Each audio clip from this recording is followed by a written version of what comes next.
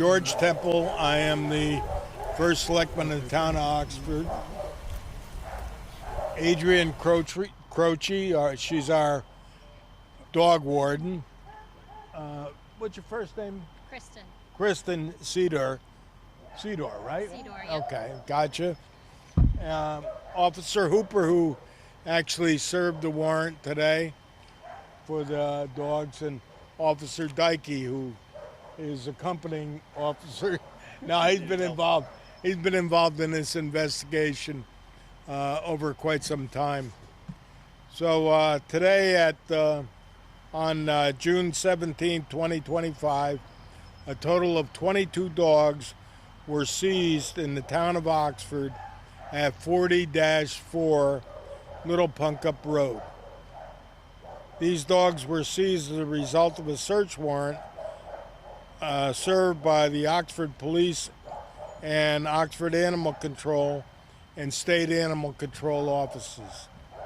As a result of this action, the dog's owner, Mr. John Artis, was charged with animal cruelty in violation of CGS 53-247, and he's scheduled to appear in court on June 30th, 2025. The animals seized were examined by a veterinarian, and several of them suffered from various medical conditions ranging from severe flea infestation, sight impairment, poor grooming, and skin rashes. One dog was found to be pregnant. This arrest and seizure are a result of a long-time investigation conducted by the Town Animal Control Officer and Oxford Police Department. It is a tribute to the efforts of ACO Adrian Croce seizing these dogs and putting an end to this deplorable situation. We will not permit animal mistreatment in the town of Oxford. These dogs have been allowed to inbreed and fight with each other without any kind of control. We hope that this action taken today will not only allow these dogs to experience a new home with a healthy environment, but will send the message that animal care is a responsibility, not a privilege. Thank you. I'm prepared to answer any questions or refer you to somebody that can. Maybe just your reaction to seeing the dogs and seeing their condition, everything that led up to this. Yeah, it's terrible. People in this town love dogs, and to see something like this is just very hard to. It's very hard to be put through, and I know Adrian is very much a dog lover too, obviously for her job, and I know how tough it's been on her and everybody else. But it just to see these dogs, they appear to be healthy, but you if you've been near them, you know what they smell like, and it's going to require a lot of care on not just our department, but all the departments that in towns throughout the state that have helped us house these dogs. Aside from the sheer number of dogs, what made this case particularly unusual? It's just out of the realm of things that happen in Oxford, because we're very much, as I say, this town supports animals, loves animals. As you can see from our animal shelter here, that this was built by people in the town. It wasn't a big project or anything like that. No abuse of the animals in terms of physical abuse. Well, we did have. This is about a month ago. Adrian, correct me if I'm wrong, but we did have this particular individual reported, or was reported, that one of his dogs was killed by the other dogs. So they were actually fighting. And when you have that many dogs in your house, anything can happen. Fighting over food. And there, like I said, there's been inbreeding, and we have a pregnant dog there now. Nobody knows who the father is, so it's kind of a tough situation. It would have been 8 more probably. I wonder if Adrian can just kind of address kind of the process going forward with the dogs. Adrian? Well, as of right now, it's an ongoing investigation.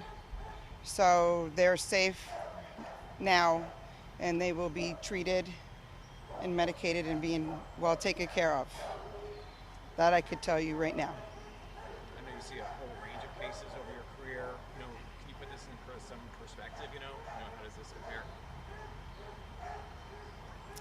This is one of the worst ones I've seen, from my experience anyways. So What about it? it's heartbreaking that people want to do right by the animals, but sometimes what you mean well and what you can actually do are two different things, and then their health and their care fall wayside. So and they suffer for it. Even though somebody wants to do the right thing, there's more than just giving them a home. You have to take care of them. So. And we see the dogs now, but can you just describe a little bit of what were the conditions that these dogs were seeing every single day? Not great conditions. They were, deplorable. So, I'm glad they, were able to get as far as they've gotten. So, they were able to get outside, exercise, and whatnot. But they just weren't safe. They just weren't safe where they were at. I'm sure people are going to want to help. What's that? In and out.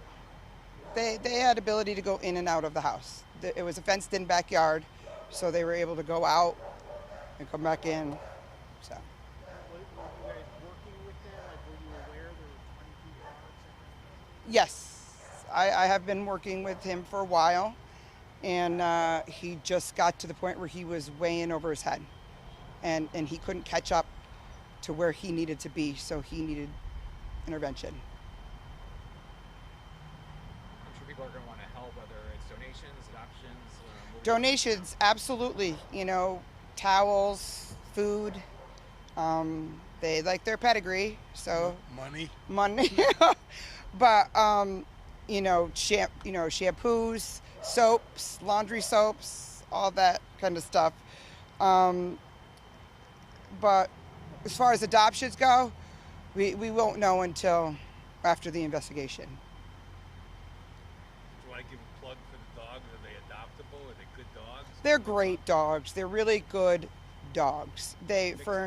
For not being socialized, they are just really sweet dogs. Just want love, just want attention, just want to be with somebody. Some of them never been on a leash before, never been on a collar, never been outside the fence yard, so they freeze. Some of them can't see, so they don't know where they're going, so they hesitate. But as far as their temperament, they're great. They're very adoptable dogs. You were saying that he was probably trying to help the dogs, whatever. What is a number that a normal resident should have? What's the highest amount of dogs someone should have? I think that would be you. What was that? What is a reasonable amount of number of dogs Oh. that someone should have in town? But that's hard for me to quantify. If it was up to me, I'd have 4 of them, but my wife says 1. It's what you can responsibly care for.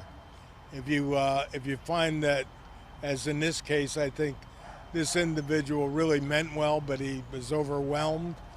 Then then it's time to give some of them up. But I think that's a personal decision. I've been to houses where they have 4 or 5, and they're all very well behaved and very well cared for, very well loved, and so it's hard to put a number on. Are all of the dogs in the same location now? No, there are various kennels throughout the state. Other towns have taken them in. Brantford, Bristol, East Haven, Southbury. Other towns have taken 1 or 2 of them in.